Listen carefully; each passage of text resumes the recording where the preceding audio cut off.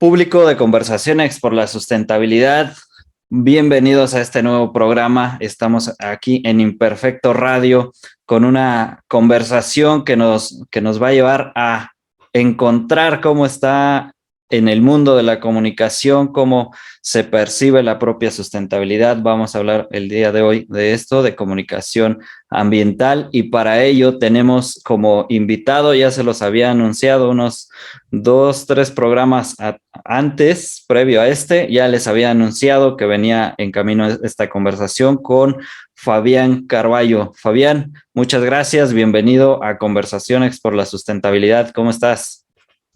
Buenas noches, Oscar. Muchas gracias también a tu auditorio. Muy bien, aquí con mucho gusto de platicar contigo. Excelente, pues vámonos a entrar luego en materia, y entre que te presento y que empezamos también a conversar. Pues bueno, para quienes nos escuchan, Fabián es biólogo y maestro en comunicación, ambas por la UNAM. Ha tenido publicaciones desde por ahí del 96 para adelante, ha estado ya haciendo esta comunicación, esta publicación en la línea de lo ambiental, y hoy día presidente de la Red Mexicana de Periodismo Ambiental. Entonces, periodistas ambientales, perdón. Gracias por la corrección. Y pues lo primero que me despierta curiosidad es, pues, ¿de dónde vino ese, ya sea o brinco o sea conexión entre la biología y la comunicación? Si lo tienes identificado, a lo mejor ya será una pregunta un tanto recurrente porque, como decía, despierta esa curiosidad, pero ¿qué nos cuentas al respecto? Fíjate que yo desde chico me llamaba mucho la atención el tema de periodismo, pero me parecía muy complicado. De hecho, me acuerdo que mataron a Buendía en ese tiempo y dije, no, esto es muy riesgoso. Entonces yo era chico y entonces como que me preocupé por ello, pero simultáneamente me interesaba mucho el medio ambiente, ¿no? Entonces son dos cosas que tenía yo y pues me fue llevando la vida por ahí. De hecho, la mayor parte de las materias que yo llevé las enfocaba yo hacia la divulgación de la ciencia, y después descubrí pues el periodismo de la ciencia y finalmente el periodismo ambiental. Y o sea, de verdad yo lo acomodaba de una forma que fuera así como útil para la comunicación, para el periodismo, etcétera, ¿no? Entonces, el día que terminé las clases en la Facultad de Ciencias, ese último día, me fueron a buscar uno de los del Verde Ecologista, que ahora es senador. Me dijo, me invitaron a una cosa de una revista, unos periodistas. Yo no me interesa esas cosas. No sé, ¿a ti te llama la atención? Yo, sí, claro que sí. Y entonces me dice, no, ¿con quién? Y ya me conectó con unos periodistas de la Facultad de Ciencias Políticas y Sociales que estaban por crear una revista. Y pues de ahí, desde el 96 para en adelante, agarré vuelo. Desde entonces he trabajado en pues, comunicación ambiental, a veces en periodismo de la ciencia, a veces en periodismo ambiental, comunicación ambiental, un poco de educación ambiental. Entonces, en todas esas áreas he trabajado y he desarrollado diferentes proyectos. Oye, ¿y encontraste o encuentras alguna diferencia o complicación de pasar, por ejemplo, a esta publicación científica que es un poco, digamos, un poco tal vez muy estructurada, a la publicación desde la línea del periodismo? Sí, son cosas que, o sea, bueno, son cosas diferentes, por supuesto. Una publicación académica tiene su lenguaje, tiene su estilo, su forma muy diferente a lo que sería la divulgación de la ciencia, por supuesto, y por otro lado el periodismo de la ciencia y el periodismo ambiental, ¿no? En mi caso, me gusta, es como si hablaras diferentes idiomas, es como si hablaras un poco de inglés, un poco de francés. Entonces, sí, son cosas diferentes, pero a mí me gustan y pues me he capacitado desde entonces, pues. Yo creo que antes de acabar de hecho, antes de acabar la facultad tomé muchas materias que me prepararon, ¿no? E incluso algunas muy específicas como periodismo de la ciencia. Tomé la materia optativa de periodismo de la ciencia en la Facultad de Ciencias Políticas y Sociales, en la cual después hice una maestría, ¿no? Entonces, cada área y cada grado requiere su capacitación. Entonces, pues, yo me he interesado en capacitarme y me parece muy interesante aprender todo esto. Y sí, a mí realmente me parece divertido y es un buen reto. No me parece terrible, pero sí hay gente que creo que sí se le complica un poco. Sí, pues me imagino que así como dices, los idiomas, hay o habemos personas que nos complica, por ejemplo, hasta pensar, dicen, sí, para que hables de una manera más ágil inglés, por ejemplo, piensa en inglés, no lo traduzcas. Entonces, a algunos se les da hablar dos, tres idiomas, ser políglotas, a otros no tanto. Entonces, siguiendo tu analogía, me imagino que ha de pasar algo similar, que a veces pues sí, se les complica a algunas personas centrarse en el estilo de redacción que tendrían que estar haciendo en ese momento y de repente hagan unos brincos de una a otra. Oye, Fabián, y bueno, interpreto entonces que tanto esta línea de capacitación que empezaste a tomar, la propia maestría y tu gusto por ambas cosas, la parte ambiental y la parte del periodismo, pues es lo que te llevó a la REMPA. Y pues que es una organización que sospecho que es necesario que más personas conozcamos que existe. Yo francamente no sabía de la existencia de esta organización hasta que pues tuve el honor que tú me contactaras, me empezaras a ahí escribir en redes y empezamos ya pues a tener estos diálogos escritos, audios y pues ya estas otras conversaciones.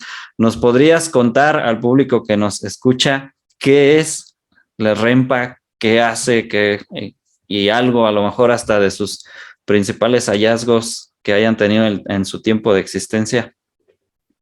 Sí, pues la Red Mexicana de Periodistas Ambientales se fundó, siempre se me olvida la fecha, pero es por ahí de 2006, 2005. Ya tenemos más de 15 años, creo que tenemos Ajá. 16, 17 años. Siempre se me olvida la fecha, una disculpa, pero lo que sí te puedo decir es que en 2004 sus fundadores crearon una organización que se llamaba Periodismo para Elevar la Conciencia Ecológica, se llamaba PESE.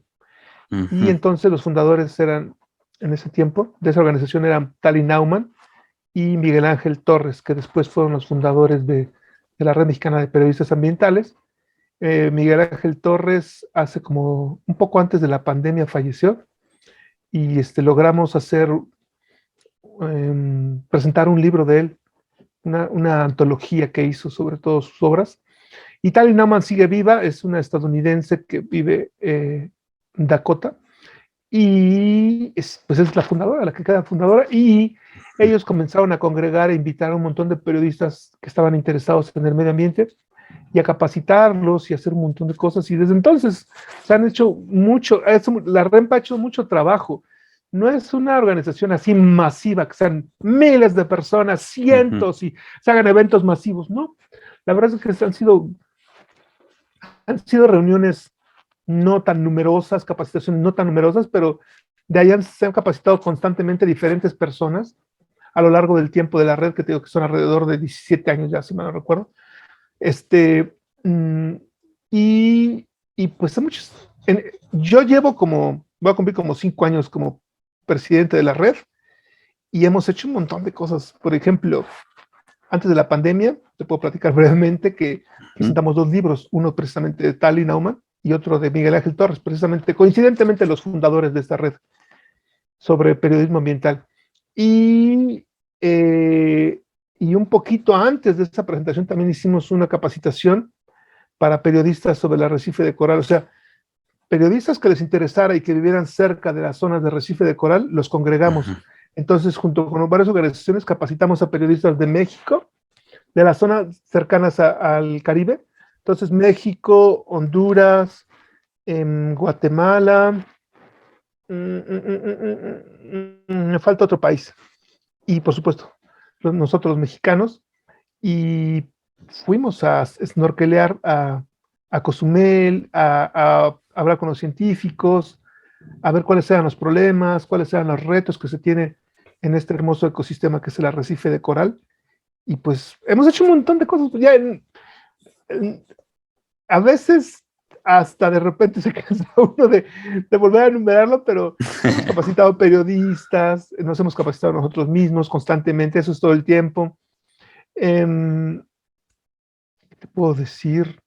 Por supuesto, hemos hecho proyectos conjuntos con miembros de la red y pues no acabaría. No acabaría. Hemos hecho varias cosas dentro de la red como parte de esta mesa directiva y pues ha sido un gusto precisamente coincidir con todos ellos. Precisamente ayer tuvimos una reunión con los miembros y pues, tenemos muchos proyectos y hay muchas cosas que hacer porque el tema ambiental, Oscar y compañeros que nos escuchan, es muy grande. De hecho, algo que ayuda un poco es quizás como especializarse. Por ejemplo, a mí mi especialidad que yo he desarrollado por diversas razones es cambio climático y biodiversidad, ¿no? Entonces, lo que yo más o menos manejo, lo que me interesa, pero hay compañeros que manejan temas sobre, por ejemplo, de energía nuclear, energías alternativas. Hay otros que son expertos precisamente en arrecifes, otros que son expertos en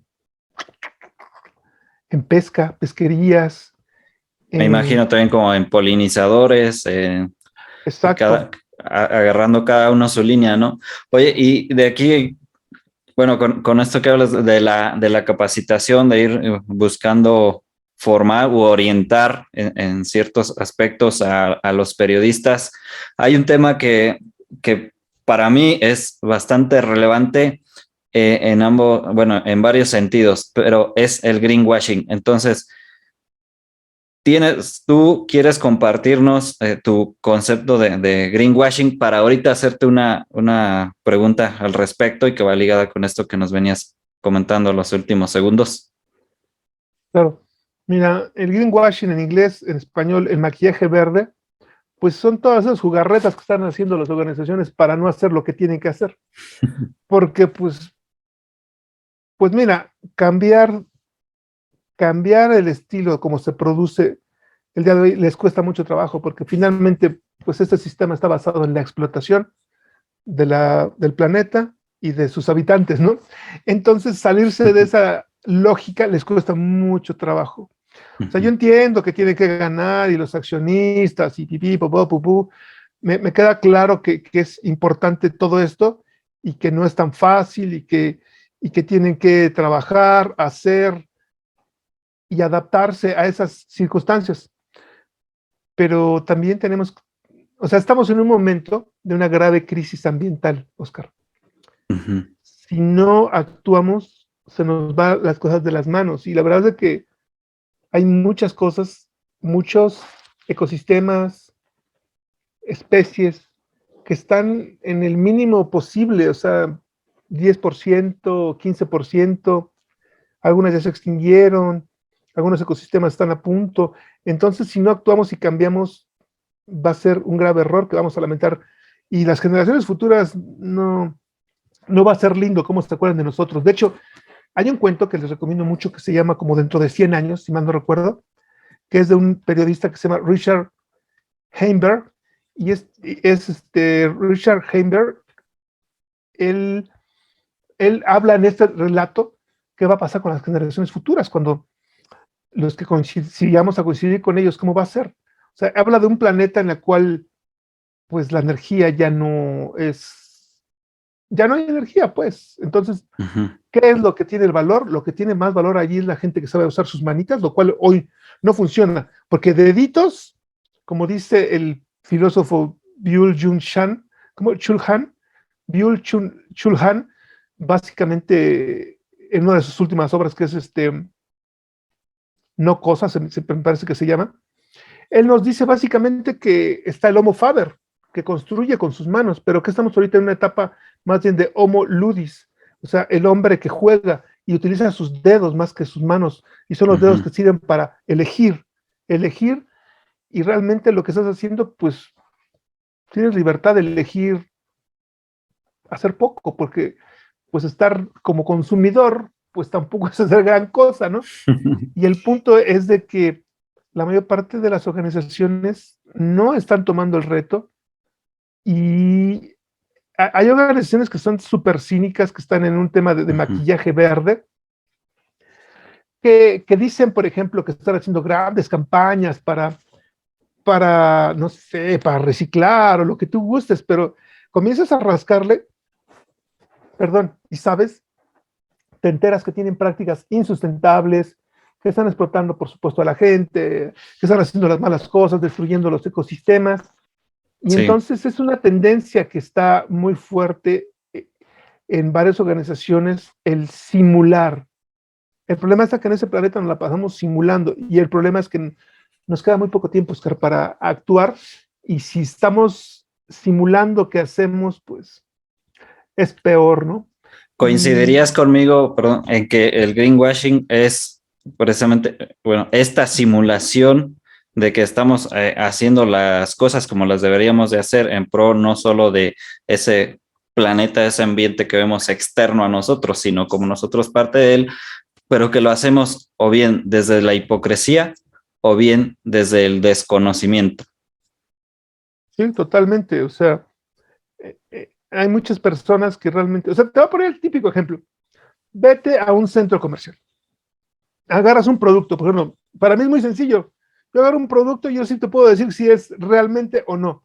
Por ejemplo, te dicen, no tiene, por ponerte un ejemplo, no tiene aromatizantes, ni saborizantes, ni colorantes artificiales. Ajá.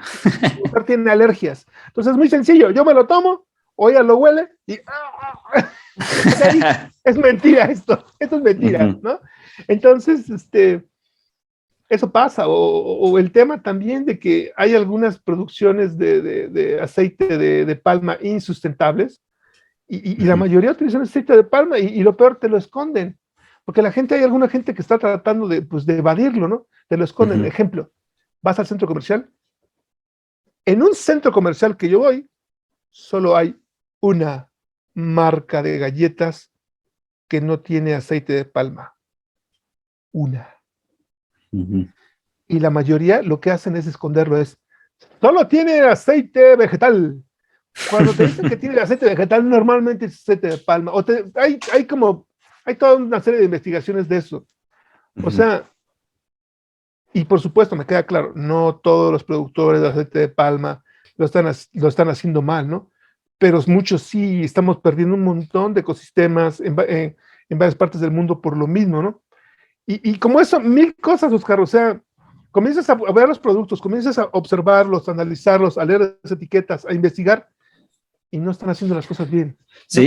y yo lo voy a llevar un poco también para que tú que nos estás escuchando, no, bueno, que es aquí se está volviendo un poco de costumbre que lo llevemos al ciudadano, es decir, sí hablamos de organizaciones, en algunos casos hablamos de gobierno, pero también ese greenwashing que hacemos nosotros cuando, por ejemplo, decimos, no, pues yo no contamino porque tengo mi termo para mi café, pero resulta que estrenas termo de café cada mes. Sí, Y sin sí, sí, a mí me embargo, pasa eso. lavas tu culpa, que es también como que un poquito ese greenwashing es como un lavado de culpas, un lavado verde. Entonces ya te puedes, ya sales en tu Instagram con tu termo, ya no con tu vaso desechable, pero pues está este pequeño detalle, ¿no? Y así para con las bolsas y así para envolturas, etcétera, etcétera. Fabián, De hecho, ahora que me dices, perdón, nada más un sí. dato rápido, ahora que me dices eso, leí hace poco de que para utilizar las bolsas de algodón se tienen que utilizar, ay, creo que era como 5,000 veces para que valga la pena el que se haya producido ese algodón. Era 5,000 o mucho más. Entonces es una cosa de, cierto, o sea, tú puedes comprar una, pero de que aquí a que la uses 5,000 veces, quizás no lo hagas porque te van a regalar más o te vas a comprar otras. Entonces, sí es un trabajo que es personal, pero también de las organizaciones, de las empresas. Tenemos que trabajar todos conjuntamente, academia, individuos, ONGs, empresas y gobierno conjuntamente. Si no, esto no va a funcionar. Sí, y de hecho tiene también mucho que ver con lo que teníamos en la conversación donde tuve el honor que me invitaras, que tú me entrevistabas a mí, que te decía esta visión sistémica. Por ejemplo, por ahí hay un artículo que también me gustó mucho Ahorita se me fue el nombre, pero su apodo y él se presenta así, Born Skid. Búsquenlo por ahí, está muy interesante y habla sobre por qué un coche eléctrico no es sustentable, por ejemplo. Y no voy a describir el por qué, más bien para que ojalá se echen un clavado ahí a Google y lo busquen, pero también, Yo te puedo dar un detalle rapidísimo de este tema. adelante, Perdón. ok, adelante. Rápido, el tema de los autos, fíjate, eléctricos. El problema no es todo lo que hacemos los seres humanos contamina. Por supuesto, no es lo mismo que Ujú, contaminemos tú y yo como ciudadanos a una mega empresa, ¿no? Pero por otra parte, ¿qué sería lo mejor? Que no tuvieses que utilizar un coche. O sea, ujú, es ridículo que muchos tengamos que viajar. Escucha, yo tengo un trabajo en el que tengo que viajar diario antes de la pandemia, 52 kilómetros de ida y 52 de vuelta de lunes a viernes. Es hiper ridículo, es sumamente ridículo. O sea, tú no te lo vas a creer. ¿Me explico? sí, ¿Cómo es posible que vas a viajar tanto por, ¿cómo se llama? Por el mundo, ¿no? O sea, ujú, es increíble que suceda eso, pues muchos hacen eso, ¿me explico? sí, Entonces, ¿qué sería lo óptimo? Que no tuviéramos que viajar. Eso sería lo óptimo, Oscar. ¿Por qué? ujú, Porque pasas de la gasolina y el petróleo ahora al litio, entonces también destruyes ecosistemas y como eso cada uno de los componentes lo estás destruyendo también. ¿Me explico? Es lo mismo, sí, solamente varía en cuanto a que a la fuente. Un segundo, déjame quitar una cosa, un segundito, estoy aquí, un segundo. Te estoy escuchando y estoy aquí nada más un segundo. Es que aquí tengo animalitos del bosque y están de destructores. Listo, estoy de regreso. ok. Adelante.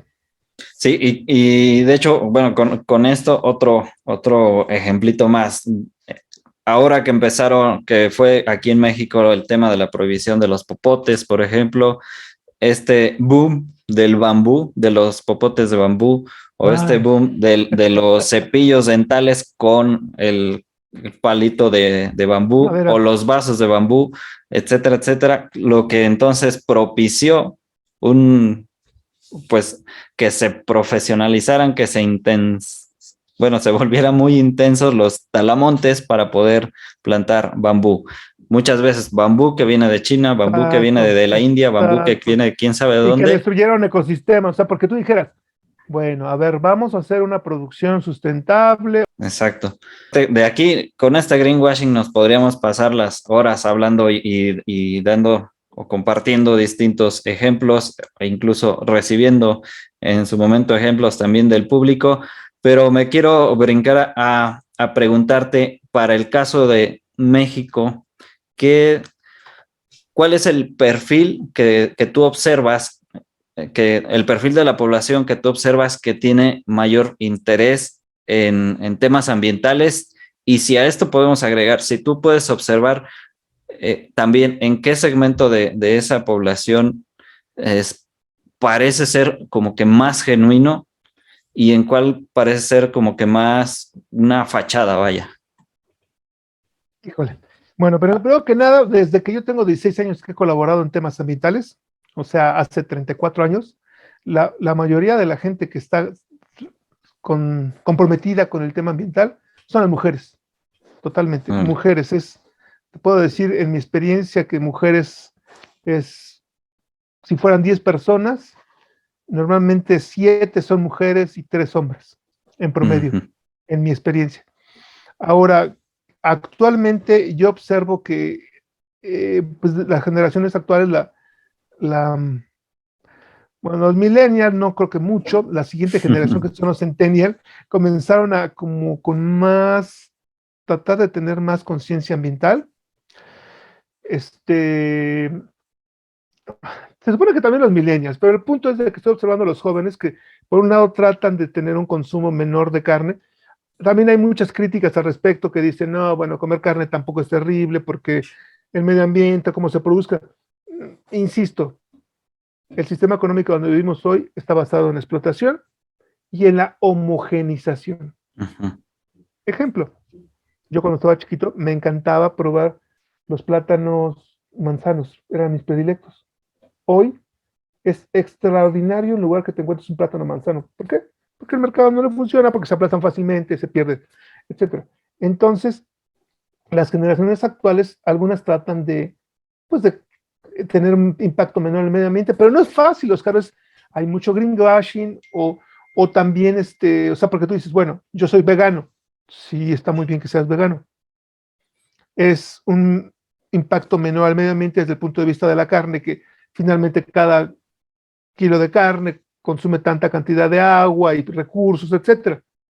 Pero también tus jitomates a lo mejor están producidos de una forma que no es adecuada. Entonces no es fácil, no es, creo, en mi experiencia casi es, sí puedes comprar algunos productos adecuados, pero lo óptimo es que tú pudieras producir algo y pudieras intercambiar entre la gente y hacer algo así. No es fácil, no cualquiera va a decir que es utópico, si quieres llamarme utópico, pero hay gente que está viviendo así. Por supuesto, en las grandes ciudades es un poco complicado. Sin embargo, hay cosas que puedes lograr. Por ejemplo, todo tiene su huella de carbono, por supuesto, huella hídrica y varios indicadores que suben o bajan dependiendo de lo que estés haciendo. Pero, por ejemplo, yo a veces le compro a una señora que tiene una nopalera y tiene choconosles y cocina unas cosas, salsas, pies, mermeladas. No, no, no, Oscar, ojalá te voy a mandar unas para que las pruebes. Excelente. Deliciosas. Y es una persona que produce, ellas tiene, y tiene su nopalera, etcétera. Entonces, pues ahí la huella de carbono es un poquito más baja cuando estoy cerca de ella. Y por otra parte, hay veces que tú vas al centro comercial y si no te fijas te meten unos goles. O sea, por ejemplo, dos cosas rápido. Uno, otra vez compré un aceite de oliva. Era de Israel. ¿Te imaginas la huella de carbono de Israel? Sí. O sea, cuando yo puedo ir, por ejemplo, yo vivo en la Ciudad de México, puedo ir cerca en las orillas, donde se llama Tláhuac, donde es una zona todavía rural. Ahí tienen olivares, Oscar, y me lo venden en aceite de oliva maravilloso. O, otra vez me descuidé, agarré unas mandarinas, y dije, pues son mandarinas, ¿no? Venían de Perú, Oscar, mandarinas de Perú. Como si no hubiera dónde producirlas aquí en México. Exactamente, ya mínimo en Chihuahua, pues, quieres lejos, o no sé, en Yucatán, donde quieras, no, de Perú, mandarinas de Perú. Sí, oye, y yo creo que esto nos da, de hecho, un gran espacio para entrar a esta otra cosa que te quiero preguntar, porque ahorita estamos hablando de información al final de cuentas, ¿no? De que podamos tener información para adquirir productos, para decidir, para incluso aprender a Autoeducarte. producir, autoeducarte, etcétera. ¿Cuál es el potencial que tú ves del comunicador en esta línea ambiental de sustentabilidad? Un potencial tanto económico, en el sentido de que alguien que pueda interesarse por la comunicación ambiental diga, bueno, por lo menos no voy a pasar tristezas financieras, y por otro lado, que pueda tener ese desarrollo también personal. ¿Qué potencial ves en este sentido? Mira, tienes que crear tus propios proyectos, porque la mayor parte de las organizaciones no están en esa sintonía. Tienes que buscar, hay financiadores, por supuesto, tienes que crear organizaciones, tienes que crear proyectos, porque la mayoría no están en ese rollo. Es como si estuviéramos jugando hoy, o sea, bueno, cada vez más sí existe la responsabilidad ambiental que hacen algunas empresas. Hay empresas que no son famosas, Oscar. Conozco, por ejemplo, algunas alemanas aquí en México, Oscar, son de ciencia ficción.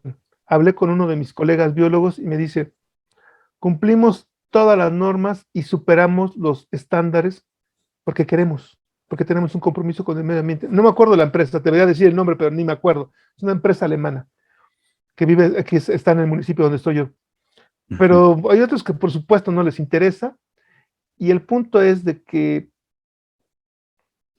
hacer los medios de comunicación masivos hoy ya están tocando algunos temas porque pues, estamos con el agua aquí, por ejemplo, el cambio climático, mira, estamos haciendo burbujitas ya.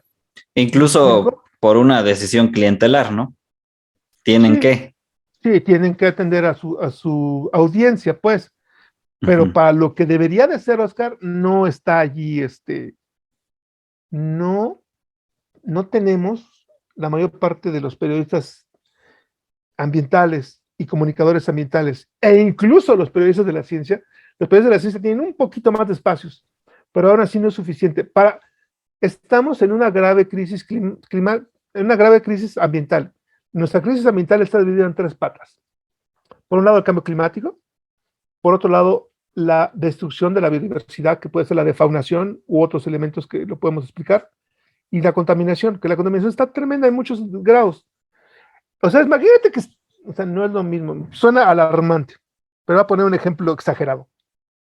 Estamos en el apocalipsis y los medios están hablando de, no sé, ¿qué te puedo decir? Del tipo de ropa que utiliza Juana, Pedra, Pancha. ¿Sí me explico? Sí. O que tal político hizo tal cosa, estuvo con tal persona. O sea, no todos son así, insisto. Hay espacios, hay cosas. Pero para lo que estamos ahorita viviendo, en donde estamos sumergidos en este antropoceno, las respuestas de los medios son curitas. O si fuera reciclaje, son popotes. Vamos a reciclar. ¡Popotes! Quiten los popotes. Cuando hay cosas graves. Conclusión de tu respuesta, perdón por el circunloquio. Tu respuesta. Si hay espacios, tienes que ser independiente, tienes que ser responsable de ti mismo, estar muy capacitado, crear tus propias empresas, tus propias organizaciones, conseguir financiantes y meterte. O sea, yo sé que está esta necesidad y yo tengo que hacerla. Si yo no lo hago, nadie la va a hacer o muy poquitas personas. Por otra parte, hay toda una ola que he visto hace poco.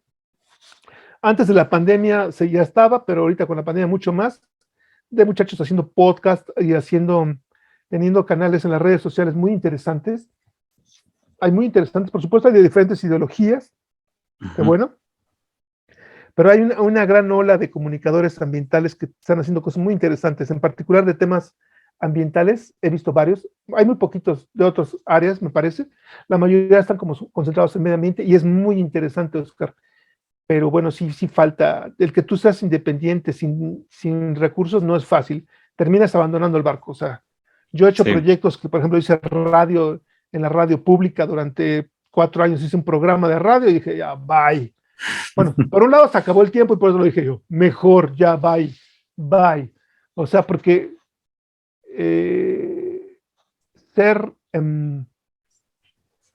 hacer un trabajo honoris o filantrópico toda la vida es complicado. Sí. Pues tienes que crear equipos y buscar financiamiento. O sea, básicamente esa es la clave de tu respuesta. Sí, y de hecho, bueno, yo no soy comunicador. Gran parte de lo que dijiste, sobre todo en este aterrizaje de tu respuesta, pues así me llueve y parece que me lees. De inicio, este programa inició durante la pandemia. Si bien la idea por ahí estaba inquietante previo a, y de hecho yo buscaba varios podcasts cuando nació la idea, que por lo menos, perdón, que por lo menos fue pues como en finales 2018, y efectivamente, o sea, tan solo en Spotify buscaba y no encontraba. Y ahora, pues sí, brincan un montón, qué bueno. Pero por otro lado... Vamos a hacer un ejercicio, perdón, continúa. Vamos a hacer un ejercicio. Mientras tú estás hablando, voy a hacer un ejercicio. Vamos a poner 2 palabras claves: ecología y medio ambiente, para ver qué aparece en Spotify rapidito mientras tú estás acá. Adelante. Dale, entonces, mientras les cuento esta otra parte que comenta Fabián también, precisamente.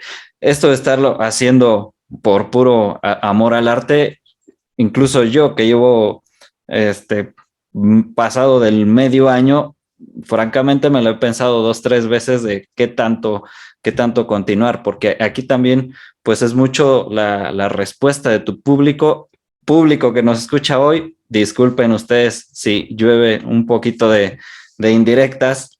De hecho, todo es para que construyamos y pues crezcamos todos, pero sí, porque bueno, aprovecho para vincularlo con esto del greenwashing, a modo de discurso, a modo de escuchar.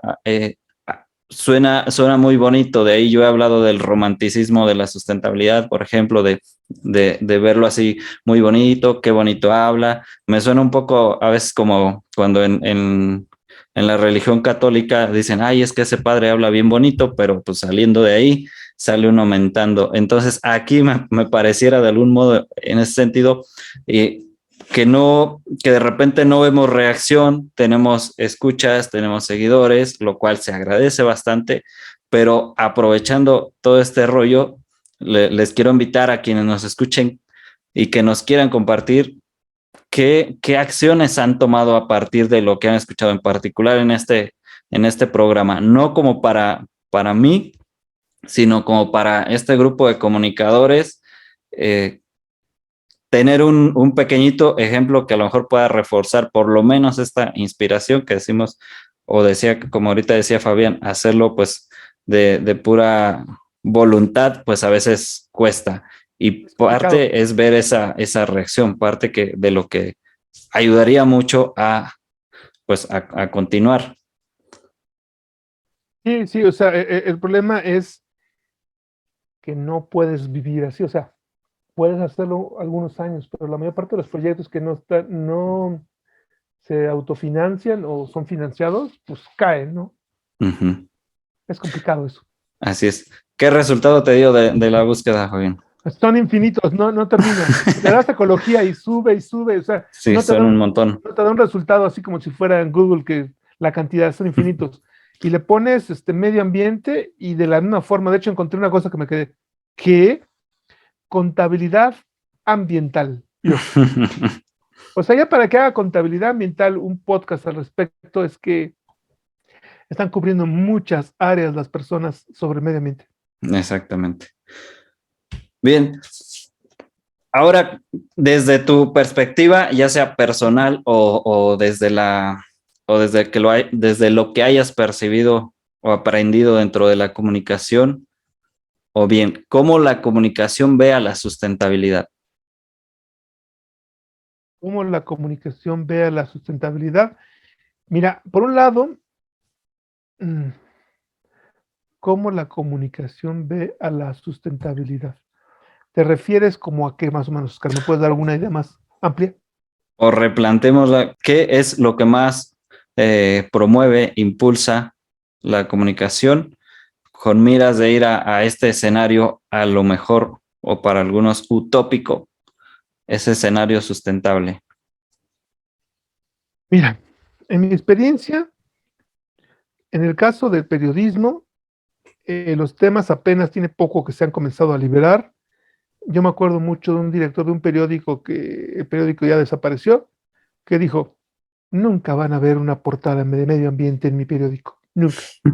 Por supuesto, el periódico desapareció como al año de que dijo eso. Pero por otro lado, la mayor parte de los periódicos como que en el tema de medio ambiente, mira,